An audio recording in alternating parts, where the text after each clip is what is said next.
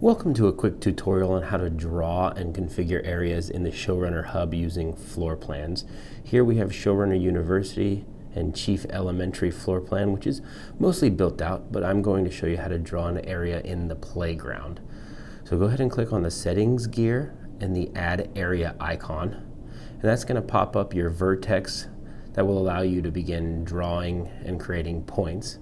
So we're going to zoom in here, click on our first point, which will drop the vertex, and then move it down to the next point and continue on that process. What you'll notice is you can click, hold, and drag to move rather than zooming in or out. Also, you'll find that as you enter an area that's already been drawn, the vertex will snap into place, allowing it easier to drop it in. Then go ahead and close the area, and we're going to find the area to associate it to, hit save, and your area is drawn. From there, you can add any subsequent hardware that needs to be added. The settings gear again closes and gives you functionality, but now we'll open the settings gear and add any additional hardware. So first we want to grab a load icon, drop it in place. It's going to give you the opportunity to associate it to the load. We're going to choose, this is GLXX channel 15 from our config.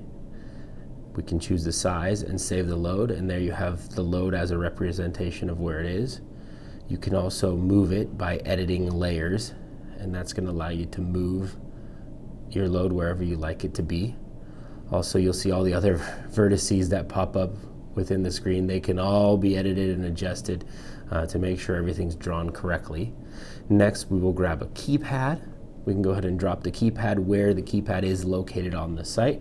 You associate that keypad as well, and you can actually choose from many different types of keypads.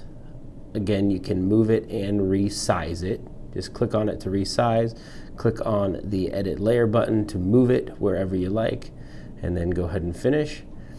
The last thing we'll demonstrate here is how to add an occupancy sensor. Again, we have a lot of different occupancy sensor options, so you can go ahead and choose which one you'd like, associate it to the area, and then you'll be able to drop it in. And once you save it, you now see that this area is demonstrated as unoccupied and a full functionality is available to you. It will give you whether or not it's enabled or disabled and when it was last occupied. And there you have it. We've just drawn an area using floor plans in the ShowrunnerHUB. Thank you for watching. We hope this process is smooth and easy for you.